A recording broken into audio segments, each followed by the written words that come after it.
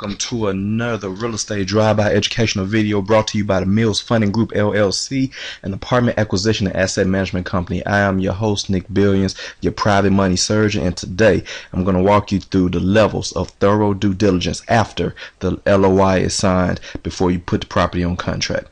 Now, as a disclaimer, I'm not a lawyer, CPA, or securities professional. This information is purely based off of personal experience and opinion and should be consulted and verified by your attorney or CPA before moving forward with any mentioned investment strategies. This information is purely educational and not intended to present or market any securities opportunities. For more of what we do and what we offer as a company, you want to go to our homepage at privatemoney.venecompanies.com.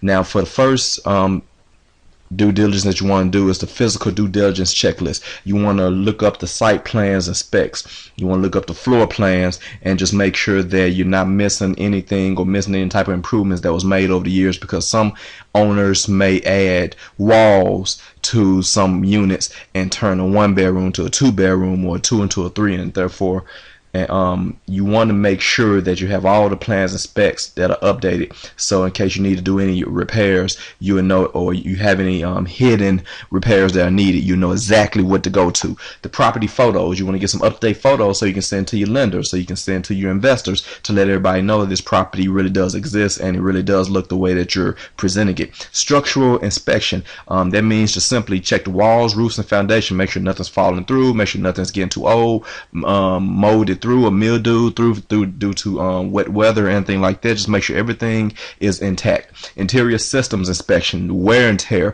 and these are simply just your fixtures, your doors, your windows, your weatherproofing around the windows, the roof age, the siding of the roof, any code violations, any government compliance violations like handicap ramps and handicap parking and things of that nature.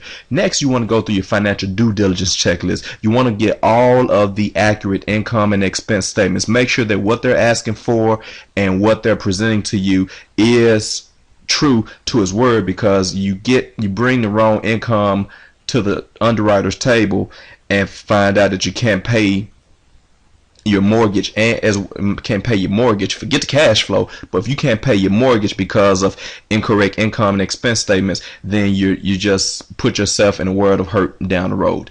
Rent rolls, you want to make sure that everybody they say lives there. You want to make sure if this is 98%, you want to make sure you can count down that 98% of tenants all the way through the rent rolls completely. Tax returns, and preferably you want to do 3 years. The reason being is because lenders like to see stability through the years. They don't want to just see that a property just got lucky 1 year of good statements and good cash flow, and then just decided to sell based off of that. So also with the tax returns, you want to link them up and compare them to the lease agreements, and you want to verify lease agreements with what's called an estoppel letter. When you put the property on contract, you have to place down that you want the right to send an estoppel letter to each tenant so they can verify that they have a lease with this company and it's still currently moving on, so that you don't have tenants moving out on you as soon as new ownership takes place.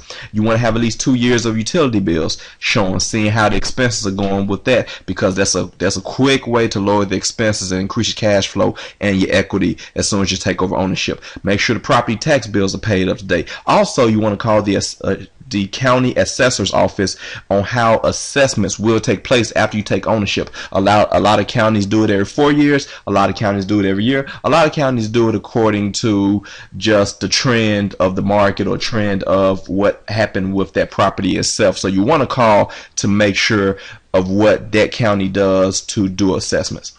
Last, you want to do your legal due diligence checklist. You want to get an environmental inspection. You want to get a survey and title inspection. And you don't necessarily have to get these inspections. You may just ask for proper paperwork that shows that the inspections were done recently, at least within the past 5 years at least, to make sure that everything is up to code. You want to make sure that all building code violations have been paid for and taken care of. You want to make sure the zoning code is correct, so that when you get ready to do your lending and sell your property is structured properly according to the zoning that is in. The insurance policy, and also zoning has to do with your insurance policy, because if you have a 4-unit that if you have a 5-unit property that is listed as residential, the insurance policy is only going to get based off of residential as if it's just a single family home rather than 5 separate units. So you want to be very careful about that down the road.